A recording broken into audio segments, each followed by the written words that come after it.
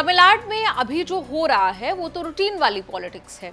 अगले साल जनवरी से चुनावी लड़ाई शुरू हो जाएगी और इस लड़ाई की शुरुआत होगी दो फिल्मों से।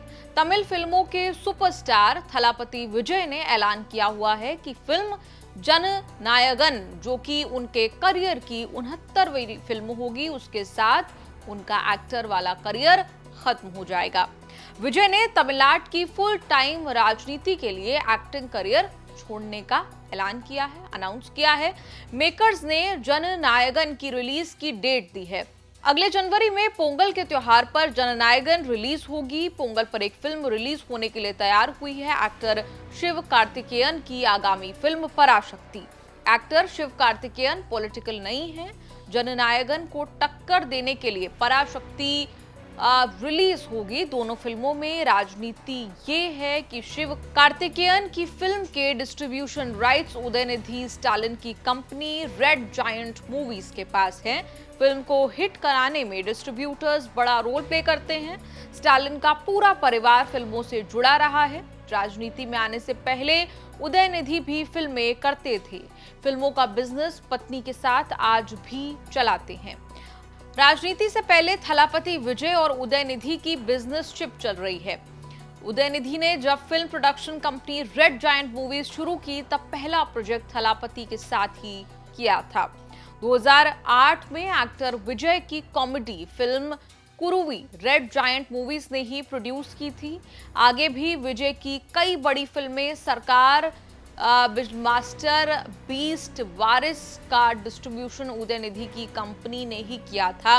बाद में कंपनी प्रोड्यूस्ड कई फिल्मों के हीरो खुद उदयनिधि बने। हालांकि हीरो के तौर पर उदयनिधि कभी बड़े स्टार नहीं बने।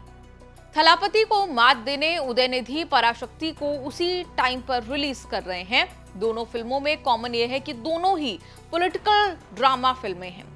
पराशक्ति तमिल की आइकॉनिक लैंडमार्क फिल्म मानी जाती है, जो कि 1952 में भी बनी थी। तब शिवाजी गणेशन लीड रोल में थे। फिल्म के डायलॉग एम करुणानिधि ने लिखे थे। किसकी फिल्म हिट होगी, शायद इससे भी चुनाव पर फर्क पड़ेगा। उदयनिधि स्टालिन 2021 के चुनाव में पार्टी उम्मीदवार की हैसियत से चुनाव लड़कर विधायक तो बने, लेकिन तब ज्यादा रोल था नहीं। अब सरकार में डिप्टी सीएम भी हैं और स्टालिन के उत्तराधिकारी भी। डीएमके के फेस तो सीएम एमके स्टालिन ही रहेंगे, लेकिन उदयनिधि के लिए चुनाव टेस्ट की तरह है। विजय वर्सेस डीएमके की लड़ाई दरअसल विजय वर्सेस उदयनिधि की है। दोनों यूथ आइकॉन माने जा रहे हैं। विजय ने ऐलानिया कह दिया कि चुनाव डीएमके और टीवीके के बीच ही लड़ा जाएगा, लेकिन TVK victory is certain.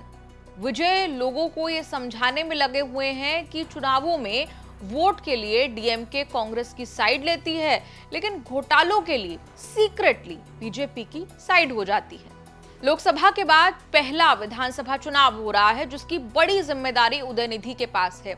Challenge ये है कि अब तमिलनाडु की बिल्कुल यंग ब्रिगेड चुनाव लड़ रही है। डीएमके से उदयनिधि, बीजेपी से अन्नामलाई और टीवीके से थलापति। डीएमके को छोड़कर बाकी सब नए प्लेयर्स हैं, लेकिन चुनाव से पहले जोरदार माहौल बनाया हुआ है। थलापति ने बड़ा रिस्क लिया है फिल्में छोड़कर राजनीति करने का। टीवीके नाम की जो नई पार्टी बनाई, उसका एक और भव्य शो किया। चेन्नई में पार्टी की पहली जनरल काउंसिल मीटिंग में थलापति ने उन सारे मुद्दों पर लाइन क्लियर कर दी जो तमिलनाडु में मुद्दे बनेंगे। विजय ने यह भी क्लियर कर दिया कि वो केवल डीएमके या स्टालिन को सत्ता से हटाने के लिए नहीं लड़ रहे, वो बीजेपी को भी तमिलनाडु में जमने देने के खिलाफ हैं। चेन्नई के भाषण में जितना स्टालिन और डीएमके पर नहीं बरसे, उससे ज्यादा बीजेपी के खिलाफ गरजे। Waqf board, one nation one election, delimitation, GST, BJP के हर फेवरेट मिशन प्रोजेक्ट के खिलाफ थलापति ने उठा दी है बुलंद आवाज। ये सारे वो मुद्दे हैं जिसको लेकर स्टालिन ने भी बीजेपी के खिलाफ मोर्चा खोला हुआ है।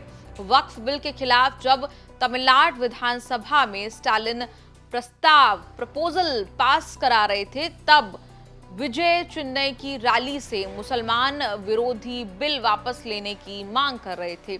हालांकि इन सारे मुद्दों पर विजय का स्टालिन की लाइन एक ही है बीजेपी के खिलाफ। तमिलनाडु में ऐसी चर्चा चल रही है कि विजय और एआईडीएमके के बीच कोई अलायंस की खिचड़ी पक सकती है। इस बीच एआईडीएमके और बीजेपी के बीच फिर से बात शुरू हो गई। उसी बातचीत के बाद चेन्नई में गरजे विजय तो निशाने पर थी बीजेपी। आपका इस पूरी रिपोर्ट पर क्या कुछ कहना है? कमेंट्स में लिखकर अपनी राय जरूर दें और देखते रहिए न्यूज़ तक।